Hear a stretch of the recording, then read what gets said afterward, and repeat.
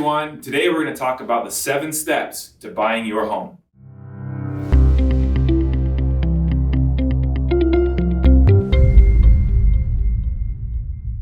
Hey, thanks for joining us today. We're going to go over the 7 steps to buying your home. We got Jeff Knapp here with us. Hi guys. Jeff's been our buyer specialist on our team for a number of years, has helped well over 100 buyers get into their home. And so thanks for all you do. Of course, yeah. Happy to do it. So want to just kind of run through the steps, right? Of, okay, somebody's thinking about buying a home. What do they need to know? Kind of step 1, creating a budget, right? That's always a great place to start. What do they need to consider? What does that look like? What do you think? Yeah, so you want to make sure that you're creating a budget so that you know kind of what you're getting yourself into when you're evaluating purchasing a home. Make sure you got a good job, that you've got steady income. You want to make sure that whatever expenses you're incurring now, you can kind of handle those expenses once you take on the expenses of your home. And you want to also make sure, I think it's important to have a reserve fund saved up so that you're feeling comfortable with you and your family. I think the best practice is 3 to 6 months of reserve funds saved up for your living expenses. Once you've done that and you're checking all those boxes, I think you're ready to go to the next step. Step 2. So once you have a budget set up, connecting with a lender. What does that look like? How do they do that? Yeah, so it's okay to lean on your realtor to get their recommendation for a local lender that can help you through the process. Once you've got your budget in mind, then you're ready to go talk with your lender and establish what you can afford house-wise.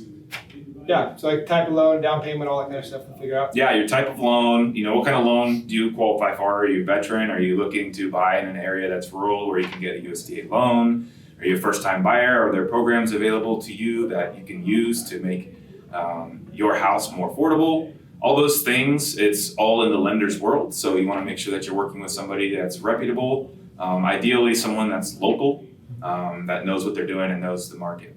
Yeah, for sure. And check out our other video about getting pre-approved versus fully underwritten. Definitely want to check out that as well. For sure. Step number 3, create your home search. That was the fun part really starts. What does that look like in creating a home search? That is the fun part, and it's different for everybody. But once you're pre-approved with your lender, you're really ready to sit down with your realtor and discuss all the stuff that you want in your home. So that's where I really like to get belly to belly with our clients and kind of dive in deep with what they're looking for. Mainly from day one, I like to keep things picture perfect if we can. Understand your must-haves, your wants versus your needs. It's also good to discuss the things that you absolutely don't want to touch. So we call those your deal breakers. If there's deal breakers that you've got, it's important for us to know. And then you're just basically using your criteria for your home, putting it in the MLS, and we see what's out there for you. Hopefully there's a lot of green on the map and we can get out there, take a look at some homes, and get on to the next step. Step 4, making an offer. What does that look like? Making an offer. So for people that have never written an offer before, typically I like to do that in person. So we just kind of boil it all down, the nuts and bolts on one page.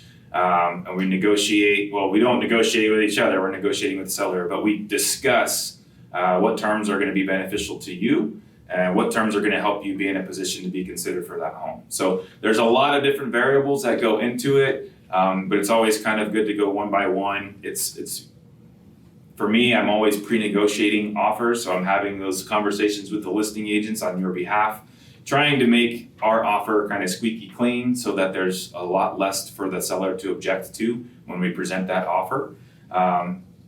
Ideally, if it's a house that you love, then you're going to want to write a really great offer for it. So we just make that happen based off the conversations we're having with the listing agents, the information we know based on the market conditions that day. So yeah, that's definitely the next step. Cool. So that's step 4, is making that offer and getting it accepted. So once that offer is accepted, right, there's a little bit of money that needs to get outlaid there, right? So there's going to be earnest money, inspection, appraisal. Talk about kind of some of the things that a buyer may need to have money set aside for that is going to happen before closing. Yeah.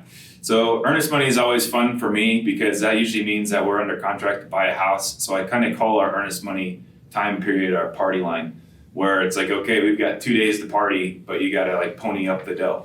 So best practice for earnest money, I think, is industry-wide is 1%. It can be more, it can be less, depending on what the market's dictating.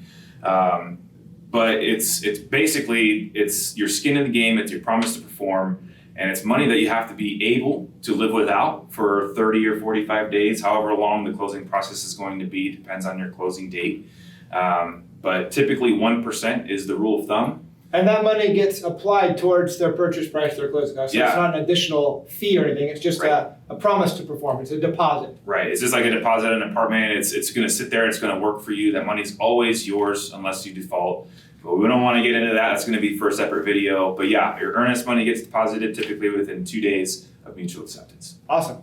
And then next step is getting through the contingencies in the contract, right? So Right. talk about kind of some of the main contingencies that a buyer might be looking at in a contract. Yeah. So there's a whole bunch of contingencies that you could possibly have, or coming out of a market where you didn't have a lot, but mainly your home inspection contingency. You're going to have an HOA review.